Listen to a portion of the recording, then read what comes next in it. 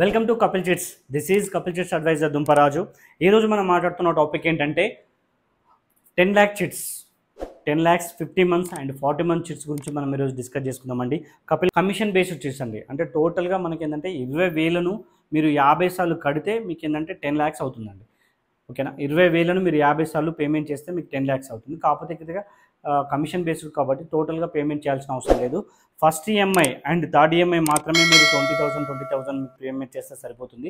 Remaining మొత్తం కూడా minimum amount 13,200 అనేది మీకు ఈఎంఐ పడుతుందండి. సో ఇది ఏంటంటే లాంగ్ టర్మ్ చిట్ కాబట్టి మినిమం మీకు 1 ఇయర్ వరకు కూడా స్పిన్నింగ్ సిస్టమ్ ఉంటుంది.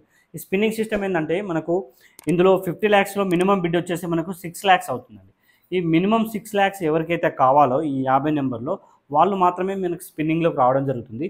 సో వాళ్ళు ప్రతి ఒక్క టికెట్ నెంబర్స్ మనకు డ్రాలో పెడితే స్పిన్నింగ్ అయ్యి ఎవరి దగ్గరికి వచ్చి ఆగితే వాళ్ళు మాత్రమే మనకి ఏంటంటే షూటీస్ పెట్టి రిలీజ్ చేసుకోవడానికి వస్తుంది. సో ఇక్కడ మినిమం బిడ్ వచ్చేసి మీకు 6 లక్షలు వస్తుంది. ఈ 6 లక్షలు ఏంటంటే మీకు ఏంటంటే టోటల్గా మీరు తీసుకున్నా కూడా లాస్ట్ వరకు మీరు పేమెంట్ చేసి